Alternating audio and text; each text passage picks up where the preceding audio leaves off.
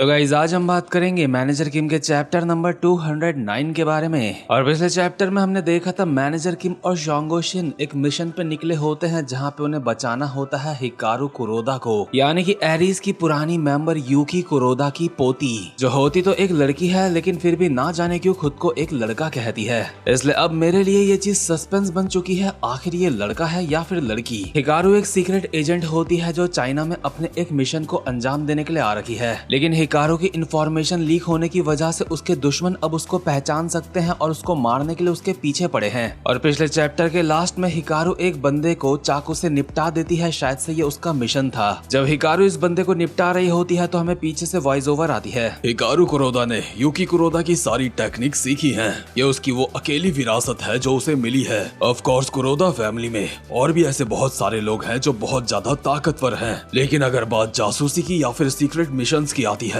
या फिर हम निंजा ब्लड लाइन की बात करें तो कुरोदा हिकारू इस जनरेशन के टॉप में है। और यहाँ पे अभी जब कुरोदा फैमिली के बाकी ताकतवर लोगों की बात करी गई है तो हमें एक बंदे की झलक दिखाई गई जो कि देखने में साफ साफ लुकिज्म का कुरोदा रियूहे लग रहा है। तो खैर जैसे ही हिकारू उस बंदे को निपटाती है तो वहाँ से भागने लगती है और 5-6 बंदे भागते हुए इसी जगह पे आते हैं जहाँ पे हिकारू ने उसे निपटाया था। दरअसल ये सारे उसी के साथ के बंदे होते हैं जिसे हिकारू ने निपटाया है और अभी कुत्तों की तरह हिकारू को ही ढूंढ रहे हैं उसको मारने के लिए। लेकिन कमाल की बात तो यह है इन लोगों को यहाँ पे खून की एक बूंद भी नहीं मिलती और बल्कि हिकारू ने यहाँ पे उनके एक बंदे को निपटाया था। दूसरी तरफ हिकारू अभी भाग रही होती है और साथ में वॉइस ओवर आती है। ऑफ कोर्स अभी के लिए उसकी फिजिकल लिमिटेशंस की वजह से हम उसे ताकतवर नहीं कह सकते, लेकिन उसकी जासूसी और नजर रखने की खासियत और साथ में इंफॉर्मेशन इकट्ठा करने की खासियत, इन सभी चीजों में वो ऑक्शन जियोंग के काफी ज्यादा करीब है। दरअसल ये बात स्पेशल ब्यूरो का डायरेक्टर बोल रहा होता है और किंग की बंदी शाशा जिसने अब एरीज ज्वाइन कर ली है ये सुन के कहती है, इस तरीके का एक एजेंट मुसीबत में है स्पेशल फोर्स डिपार्टमेंट की वजह से, है ना? मुझे समझ नहीं आता तुम्हारे लोगों ने तुम्हारे लोगों की इंफॉर्मेशन लीक होने ही क्यों दी। एल्बर्ट भी यहीं पे मौजूद होता है और कहता है, खुद पे ज्यादा जोर मत डालो, अभी हमारे पास वक्त नहीं है। अभी सबसे ज्यादा जरूरी काम है टारगेट को रेस्क्यू करना। हम अभी उस पोजीशन में नहीं है कि किसी के भी ऊपर इल्जाम लगाएं, इसलिए चुपचाप से बैठ जाओ शाशा। डायरेक्टर कहता है, बीच में बोलने के लिए माफी चाहता हूँ, लेकिन एल्बर्ट किम आखिर तुम यहाँ पे क्या कर रहे हो? हमने तो तुम्हें कहा था हमें एरीज के सारे मेन बंदों की जरूरत है इस मिशन के लिए। इसके बाद डायरेक्टर का दूसरा बंदा कहता है, मैं जानता हूँ ये मिशन आसान नहीं होने वाला है क्योंकि कुरोदा हिकारू की जानकारी और रणनीतियाँ दोनों ही एक्सपोज्ड हो चुकी है। वो वहाँ से भागने के हिसाब से अभी बहुत ज्यादा मुसीबत में है और सिर्फ इतना ही नहीं, उसके पीछे जो लोग पड़े हैं वो भी अलग ही दिक्कत है। दूसरे सीन में हम देखते हैं कुरोदा हिकारू अब भी भाग रही होती है और जंप करती है एक बहुत ही लंबी, लेकिन जंप करके उसको जहाँ पे जाना है वहाँ पे पहले से ही एक बंदा उसकी तरफ गन पॉइंट करके कहता है, गुड नेम 1244 कुरोदा हिकारू, तुझे ढूंढ लिया। और इसी के साथ हिकारू की चेस्ट के पास एक गोली पड़ती है जो आर पार हो चुकी होती है, यानी कि हिकारू का अब यहाँ से भाग पाना लगभग नामुमकिन हो चुका है। दूसरी तरफ डायरेक्टर का एजेंट अब भी बोल रहा होता है, हिकारू नॉर्थ कोरिया के बहुत ही खतरनाक लोगों के साथ इन्वॉल्व है, शायद इसी वजह से नॉर्थ कोरिया के नई जनरेशन के बंदे उसके पीछे पड़े हैं। ये नॉर्थ कोरिया के नई जनरेशन के बंदे वो हैं जिनके ऊपर नॉर्थ कोरिया को गर्व है। कुरोदा हिकारू एरीज की पुरानी मेंबर रह चुकी है और उसका ऑक्शन जियोंग के साथ भी रिश्ता है, इसलिए मैं भी उम्मीद कर रहा था कि एरीज के सारे मेन बंदे जाएंगे उसको बचाने के लिए। मैं चाहता था उसको बचाने के लिए एरीज के बेस्ट से बेस्ट एजेंट्स को भेजा जाए। एल्बर्ट कहता है, मैं आपकी बात को अच्छी तरीके से समझ चुका हूँ, आप क्या कहना चाहते हैं। एल्बर्ट किम, अगर ऐसी बात है तो तुम यहाँ पे क्या कर रहे हो? तुम जैसे काबिल बंदे को वहाँ पे होना चाहिए था उसको बचाने के लिए। डायरेक्टर, क्या तुम्हें ये नहीं पता उस मिशन के लिए किसको असाइन करा गया है? इसके नेक्स्ट सीन में हिकारू को उसके दुश्मनों ने पकड़ लिया होता है और उसके मुंह पे पट्टी बांध के उसको लेके जा रहे होते हैं। हिकारू लगभग अनकॉन्शियस पड़ी होती है या फिर पड़ा होता है और ड्राइवर कहता है, हम लगभग पहुंच ही चुके हैं, मैंने हेडक्वार्टर से कांटेक्ट कर लिया है। हम जैसे ही सेक्टर 51 में पहुंचेंगे तो इन्वेस्टिगेशन टीम वहां पे हमारा इंतजार कर रही होगी। दूसरा बंदा हिकारू को देख के कहता है, बहुत अच्छे, तुमने बढ़िया काम करा, लेकिन अब जब मैं इसको देखता हूँ तो मन में काफी सारे ख्याल आते हैं। क्या? आखिर तुम्हारा मतलब क्या है? दूसरा बंदा हरामखोरी वाली स्माइल के साथ कहता है, मैं सोच रहा हूँ इस धोखेबाज को हम कितने करंट के झटके देंगे, कैसे इसकी बॉडी को फाड़ेंगे या फिर कैसे इसको जलाएंगे। मैं बस सोच रहा हूँ इसको कितना ज्यादा दर्द झेलना पड़ेगा जब ये अपना मुंह खोलेगी। सच में इन सारी चीजों में काफी ज्यादा मजा आने वाला है। और अब तक तो मैं सोच रहा था ये एक मर्द है, इसने अब तक बहुत परेशान करा हमें। मैंने सच में बिल्कुल नहीं सोचा था ये इस तरीके से छुपी हुई होगी। ऐसा छुपने के बारे में तो मैं सोच भी नहीं सकता। हमारे एडवाइजर्स की टीम हमारा इंतजार कर रही है। अब वो ही बताएंगे इसके साथ किस तरीके का टॉर्चर करना है। लगता है एक बार फिर से किसी बड़े लेवल की चीज में मैं इन्वॉल्व हो चुका हूँ, मजा आएगा। लेकिन ये क्या, आखिर वो क्या है?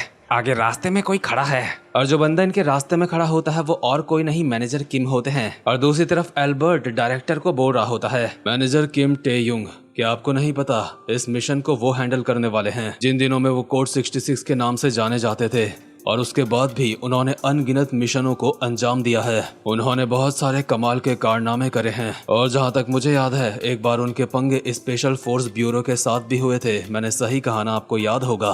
वैसे इस बात को काफी समय हो चुका है इसलिए यादें थोड़ी सी धुंधली हो चुकी होंगी, लेकिन तुमने खुद भी तो देखा है ना वो कितने ज्यादा खतरनाक हैं। तो चलो मैं तुमसे एक सवाल पूछता हूँ, क्या तुम्हें सच में ऐसा लगता है मैनेजर किम इस मिशन में फेल हो जाएंगे? इसके बाद स्पेशल ब्यूरो का बंदा कहता है, नहीं, मुझे नहीं लगता।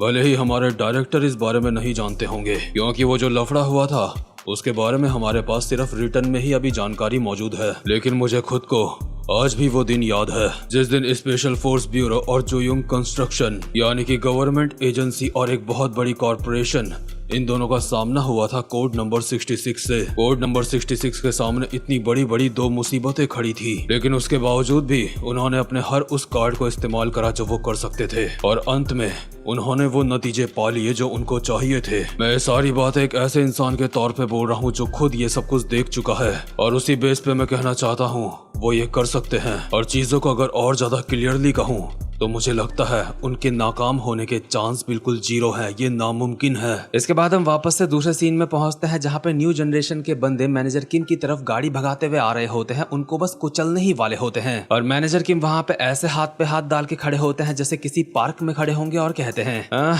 ये टाइमिंग परफेक्ट नहीं है, लगता है ये काम मुझे खुद से ही करना चाहिए था। गाड़ी के अंदर वाले बंदे आपस में चिल्लाते हुए कहते हैं, आखिर वो साला कौन है? दिखने में तो कोई मामूली सा बंदा लगता है, उड़ा दो साले को। हमारे पास इतना वक्त नहीं है कि गाड़ी को यहाँ पे स्लो करें। लेकिन इनमें से एक बंदे को एहसास हो चुका होता है सामने वाला बंदा ना ही मामूली है और ना ही वो इसके ऊपर गाड़ी चढ़ा सकते हैं, क्योंकि वो लोग सामने वाले बंदे के ट्रैप में फंस चुके हैं। क्योंकि अभी अचानक से ही इनके बगल से एक कार आके इनको ठोक देती है, और ये सब कुछ मैनेजर किम से बस कुछ इंचेस की दूरी में ही हुआ होता है। ऑब्वियसली ये कार मैनेजर किम के ही किसी बंदे ने ठोकी है, और दूसरी तरफ एरिस की शाशा बोल रही होती है डायरेक्टर को, तुम्हें ब्लैक मार्केट के बारे में तो पता ही होगा है ना? मैं पहले ब्लैक मार्केट का ही एक बहुत ही जरूरी हिस्सा हुआ करती थी, लेकिन वो बंदा मैंने जितने भी बंदे देखे हैं उन सब से काफी ज्यादा अमेजिंग है। मैं यहाँ पे ताकत की बात नहीं कर रही हूँ, मैं यहाँ पे भरोसे की बात कर रही हूँ। भरोसे के मामले में उसका कोई जवाब नहीं। दरअसल ये बात कर रही होती है शोंगो सिन की, जिसने कार ठोकी है। ये ठोकम ठुकाई करने के बाद शोंगो कार से उतरता है एक स्माइल के साथ और मैनेजर किम को कहता है, मैं ठीक हूँ। मैनेजर किम कहते हैं, तुम्हारी टाइमिंग इतनी भी बुरी नहीं थी, लेकिन मुझे लगता है तुम्हें और ज्यादा फास्ट होना पड़ेगा। अरे सर, आपने इतना बोल दिया, आपका बहुत बहुत शुक्रिया। और हाँ, अगली बार से टक्कर मारने से पहले ये पता कर लियो जिसको हमें बचाना है वो कहाँ पे बैठा है। ठीक है सर, मैं अच्छी तरीके से समझ चुका हूँ। लेकिन दूसरी कार का एक बंदा अब भी होश में होता है, जो इनकी तरफ गन पॉइंट करते हुए कहता है, हराम जादो, आखिर तुम दोनों हो कौन? क्या तुम दोनों साउथ कोरिया के एजेंट्स हो? मैं तुम दोनों को मार डालूंगा। लेकिन इतने में इसको पता भी नहीं चलता और ये हवा में उल्टा लहरा रहा होता है। दरअसल शोंगो ने से इतनी स्पीड में पेला होता है कि इसको पता भी नहीं चलता, और शोंगो कहता है, बकवास मत कर, दिख नहीं रहा है? अभी मैं सर से बात कर रहा हूँ। सर अभी कुछ कहना चाहते हैं, इसलिए ध्यान से सुन। और यार मैनेजर किम ने तो इस मिशन में अब तक अपना एक हाथ भी नहीं हिलाया है, और अब खांसते हुए कहते हैं, तो ठीक है, क्या अब मैं बोलूं? लेकिन दूसरी तरफ स्पेशल ब्यूरो का डायरेक्टर एल्बर्ट को कहता है, भले ही वो कोड 66 है, लेकिन वो अपनी एक्टिव ड्यूटी से 1 मंथ ज्यादा के हो चुके हैं। इसका मतलब अब वो बूढ़े हो चुके हैं, तो वो न्यू जनरेशन के एजेंट से कैसे सामना कर पाएंगे? ये बात सच है कि मैनेजर किम की अब उम्र हो चुकी है। भले ही बूढ़ा होने पे तुम सोच सकते हो कि तुम अब वक्त में पीछे नहीं जा सकते, लेकिन ये बात हर किसी के ऊपर अप्लाई नहीं होती है। और ऊपर से मैनेजर किम अभी अपने सक्सेसर को ट्रेनिंग देने के प्रोसेस पे भी हैं। इस वक्त अभी जिन लोगों को परेशान होना चाहिए वो तुम नहीं, वो नॉर्थ कोरिया के न्यू जनरेशन के लोग हैं, क्योंकि उनका सामना एक लेजेंड के साथ हो रहा है, जो नॉर्थ कोरिया का एक स्वाभाविक दुश्मन रह चुका है पहले भी, जो है एरिस के नए मेंबर। इसके बाद दूसरे सीन में मैनेजर किम कहते हैं, मैंने सुना है वो यहीं पे है, इसलिए मैं 2 बार नहीं कहूंगा, जल्दी से उसे मेरे सामने लेके आओ। कुरोदा हिकारू कहाँ है? और कार के पीछे छुप के न्यू जनरेशन का एक बंदा ये सब कुछ सुन रहा होता है और मुझे नहीं लगता इसकी कोई भी औकात है मैनेजर किम के साथ फाइट करने की। इसके अगले सीन में हम देखते हैं सोफिया अलेक्जेंडर के रिश्तेदार को जो जिनचॉल पार्क को कहती है, बॉस वक्त हो चुका है, तो बताइए अब हम क्या करें? जिनचॉल हल्का सा पीछे घूम के कहता है, तो वक्त हो चुका है, हमारे काउंटर अटैक का। हाँ, यानी कि अब जिनचॉल भी कुछ तबाही करने वाला है। लेकिन जिनचॉल के बैक में अभी जो चोटों के निशान दिखाए जाते हैं ये मुझे काफी ज्यादा खतरनाक लग रहे हैं। ये किसी भी टैटू से काफी ज्यादा इम्प्रेसिव है, क्योंकि ऐसे निशान किसी भी वॉरियर की शान होते हैं। तो खैर इसी के साथ ये वाला चैप्टर यहीं पे खत्म होता है। उम्मीद करता हूँ कि आपको आज की वीडियो भी अच्छी लगी हो। वीडियो को लाइक और चैनल को सब्सक्राइब जरूर से कर लेना। अब मैं मिलूंगा आपसे अपनी नेक्स्ट वीडियो में, तब तक के लिए गुड बाय।